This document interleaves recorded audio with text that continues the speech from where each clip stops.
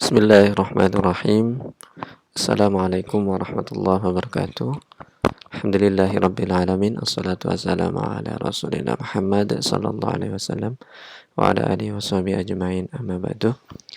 Alhamdulillah anak-anak, pada kesempatan kali ini kita masuk pada bab 1 untuk PAI di kelas 8, yaitu bab tentang beriman kepada kitab-kitab Allah. Sebelumnya perhatikan dulu ilustrasi berikut ini. Ya, ada dua video. Ya, video di sebelah kiri adalah berhasil dengan tepat dan cepat untuk melipat sepeda lipat. Sedangkan kita lihat untuk video yang di sebelah kanan ini sepertinya gagal melipat ya. Nah, perlu kita ketahui anak-anak, semua barang, semua teknologi buatan manusia itu ketika mau dibuat, maka dibuat juga buku petunjuknya atau prosedur kerjanya atau manual booknya, termasuk sepeda lipat ini ya. Ketika perusahaan misalkan Brompton gitu kan menciptakan sepeda lipat, maka si perusahaan juga membuat buku atau petunjuknya bagaimana cara menggunakannya dan cara melipatnya, dan kita harus menggunakan sesuai dengan petunjuknya. Jika kita menggunakan sesuai dengan petunjuknya, maka kita akan tepat. Tapi kalau kita tidak menggunakan sesuai dengan petunjuknya, ya maka tidak akan bisa dengan tepat kita sesuai dengan fungsinya. Nah, itu yang perlu dipahami. Nah, begitu juga dengan manusia. Allah menciptakan manusia ini, tentunya Allah juga menyiapkan petunjuknya. Nah, petunjuk buat manusia itu adalah kitab-kitab Allah sebagai pedoman untuk menjalani hidup. Nah, bagaimana cara kita beriman kepada kitab-kitab Allah? Kitab-kitab Allah itu Allah sedang menyebutkannya. Yang pertama misalkan dalam surah An-Nisa ayat 163, wa ataina Dawuda zabura, dan kami berikan kitab Zabur kepada Nabi Daud. Atau di surah Ali Imran misalkan ayat ketiga, nazzala 'alaikal kitaba bil haqqi musaddiqan lima baina yadayhi wa anzala at-taurata wal injil. Dia menurunkan Al-Quran kepadamu dengan sebenarnya, membenarkan kitab yang telah diturunkan sebelumnya, dan menurunkan Taurat dan Injil. Dari dalil itu kita ketahui anak-anak ya, kitab-kitab Allah itu ya, ulama kita sepakat bahwa kitab Allah yang telah Allah turunkan pada rasul-rasul pilihnya itu ada 4. Yang pertama yaitu kitab Taurat diturunkan kepada Nabi Musa. Yang kedua adalah kitab Zabur diturunkan kepada Nabi Daud alaihissalam. Kemudian yang ketiga adalah Injil yang diturunkan kepada Nabi Isa alaihissalam. Dan yang terakhir sebagai penyempurna adalah kitab Al-Quran diturunkan kepada Nabi Muhammad sallallahu alaihi wasallam.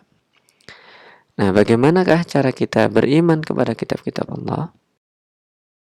Cara kita beriman kepada kitab-kitab Allah tidak sama anak-anak ya.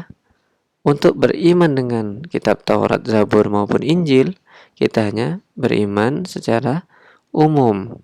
Yaitu apa? Meyakini bahwa Allah itu dulu pernah menurunkan kitab-kitab tersebut kepada rasul-rasul pilihannya. Tetapi kita tidak diperintahkan oleh Allah untuk meyakini rincian kandungan ajarannya yang terdapat pada kitab-kitab terdahulu. Tak wajib buat kita ngikuti. Kalau kitabnya masih ada sampai sekarang, ya kita tidak wajib mengikuti apa yang terkandung dalam kitabnya. Itu cara. Tapi kita percaya bahwa Allah dulu menurunkan Taurat, Zabur maupun Injil itu kepada Nabi dan Rasulnya. Tapi berbeda dengan Al-Quran. Kalau cara kita beriman kepada Al-Quran itu adalah kita meyakini bahwa Al-Quran itu benar-benar Allah turunkan kepada Nabi Muhammad, dan kita wajib untuk percaya isinya dan mengamalkan ajarannya. Itu cara beriman kita kepada Al-Quran. Beda dengan kitab-kitab sebelumnya. Nah, isi dari Al-Quran itu adalah kalam Allah atau kalam Allah atau perkataan Allah yang diturunkan kepada Nabi Muhammad sebagai mukjizat melalui perantara malaikat Jibril, yang diriwayatkan secara mutawatir, ditulis dalam mushaf yang diawali dari surah Al-Fatihah dan diakhiri dengan surah An-Nas, dan membacanya adalah bernilai ibadah. Dari definisi ini kita bisa melihat beberapa sifat dari Al-Quran. Sifat yang pertama, Al-Quran itu adalah kalam Allah atau kalam Allah, bukan perkataan makhluk, bukan juga perkataan Nabi Muhammad. Nabi Muhammad hanya Allah kasih untuk disampaikan kepada manusia, tapi murni isinya adalah dari Allah, makanya disebut kalam Allah. Kemudian sifat yang kedua, bahwa Al-Quran itu diturunkan kepada Nabi Muhammad melalui malaikat Jibril. Kalau malaikat Jibril menurunkan wahyu tapi bukan kepada Nabi Muhammad, berarti itu bukan Al-Quran. Ya, karena Al-Quran secara pasti, secara khusus diturunkan kepada Nabi Muhammad. Kemudian Al-Quran itu bersifat sebagai mukjizat. Mukjizat itu adalah sesuatu yang melemahkan. Melemahkan maksudnya di sini melemahkan usaha-usaha orang yang ingin menentang Islam. Menentang, ya, membuat tidak percaya dengan Al-Quran, membuat tandingannya. Dan ini selalu Al-Quran tantang. Kalau kamu memang bisa, coba buat satu ayat saja loh, kalau bisa serupa dengan Al-Qurannya. Tentu tidak bisa, karena Al-Quran itu kan bukan buatan makhluk, tidak bisa dibuat oleh makhluk, tidak bisa orang bisa menyamai. Inilah yang disebut sebagai mukjizat. Nah, paling tidak anak-anak, mukjizat Al-Quran itu ada 4, yaitu mukjizat dalam segi bahasa dan sastranya, bacaannya. Ini bagi yang paham betul bahasa Arab pasti akan ngerti, ya. Kemudian yang kedua, ajaran yang terkandung dalam Al-Quran itu kenapa disebut mukjizat? Karena ajarannya itu adalah selalu cocok, ya, di mana saja dipakai itu cocok, kapan saja dipakai itu cocok. Makanya Al-Quran itu mukjizat, ajarannya cocok terus. Kemudian yang ketiga, mukjizat Al-Quran itu adalah kebenaran berita-berita gaibnya, ya, baik masa yang lalu maupun masa yang akan datang. Banyak hal yang diisyaratkan dalam Al-Quran kemudian kejadian, gitu. Contohnya waktu itu Al-Quran menyatakan bahwa Romawi akan mengalahkan Persia. Nah, ternyata terjadi setelah beberapa tahun. Itu benar banget, karena apa? Al-Quran ini adalah memang berita-berita yang terkandung di dalamnya itu benar, gitu. Ini mukjizatnya. Nah, yang terakhir, keempat, mukjizat Al-Quran itu adalah dari isyarat-isyarat ilmiahnya. Jadi sama seperti yang tadi, tapi ini ilmiah. Misalkan Al-Quran menjelaskan bagaimana proses embriologi atau proses penciptaan manusia. Ternyata nanti diteliti oleh ilmuwan-ilmuwan. Oh, benar ternyata Al-Quran itu. Seperti itu. Bagaimana penciptaan alam, bagaimana revolusi bumi, revolusi bulan, dan sebagainya, itu isyarat-isyaratnya sudah ada dalam Al-Quran. Dan ternyata ilmu pengetahuan ini kemudian semakin lama semakin banyak yang membuktikan kebenaran isi dari Al-Quran. Jadi tidak bertentangan dengan ilmu pengetahuan.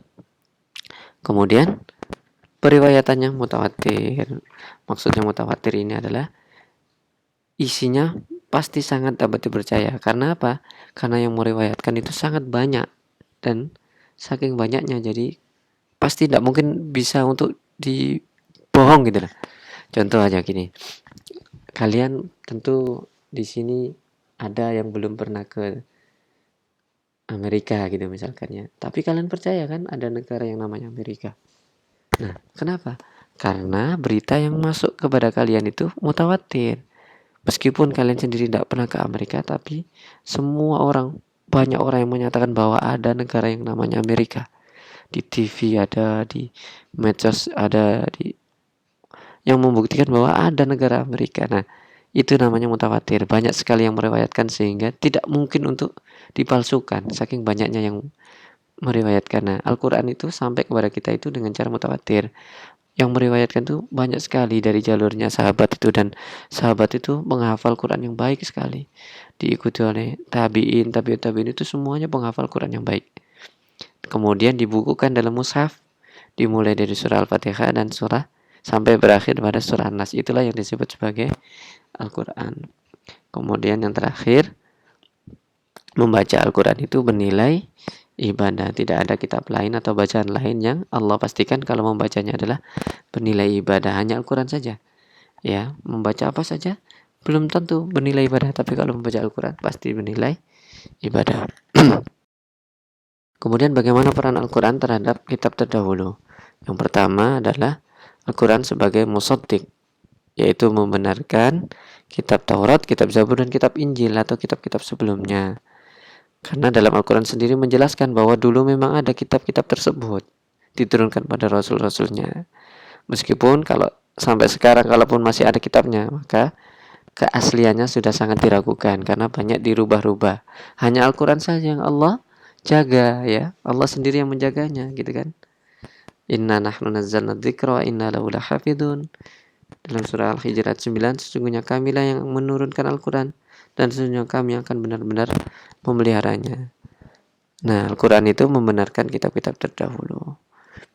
Kemudian fungsi Al-Quran yaitu sebagai muhaimin atau tolak ukur atau parameter kebenaran.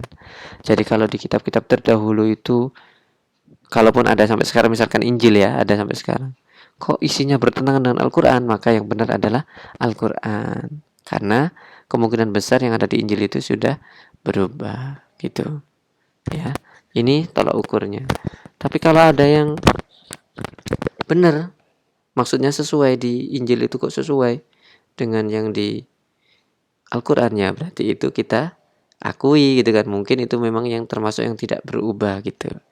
Tapi kalau ada yang di dalam kitab Injil itu Allah di Al-Quran tidak menjelaskan bahwa itu salah, atau Al-Quran tidak menjelaskan bahwa itu benar, maka sikap kita adalah membiarkannya. Ya, tidak usah menganggap itu benar dan tidak usah menganggap itu bohong, gitu.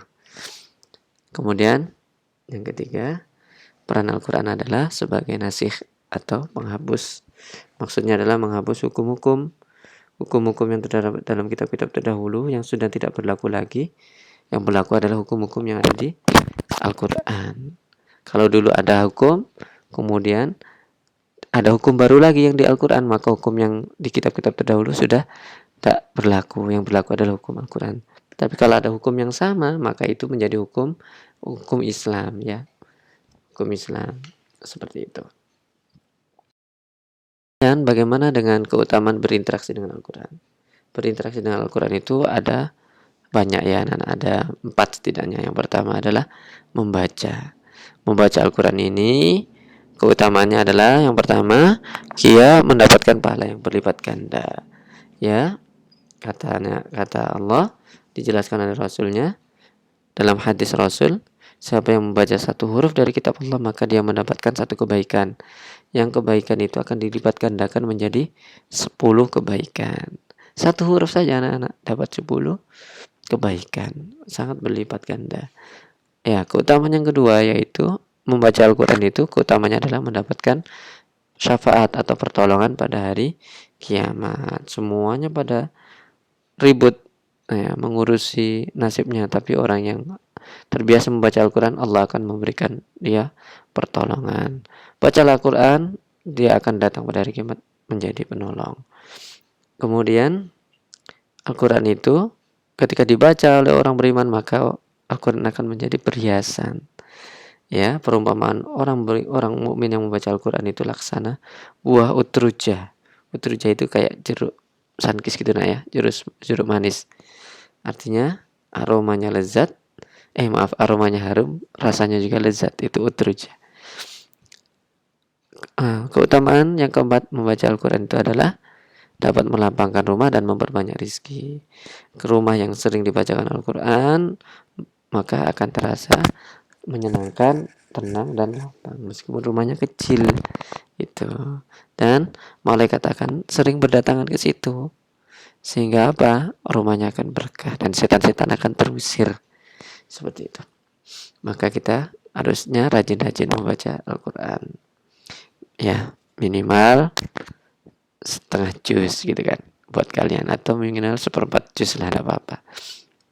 Kemudian yang kedua, interaksi dengan Al-Quran itu adalah menghafal. Menghafal ini keutamanya adalah dia hidup bersama malaikat yang mulia. Yang kedua, dia itu juga akan ditinggikan kedudukannya di surga nanti.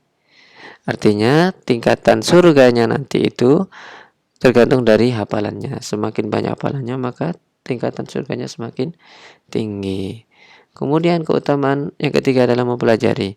Yang mempelajari Al-Quran itu punya keutamaan yaitu paling mulia di sisi Allah. Rasul bersabda, khairukum man ta'allama al-Quran wa 'allamahu.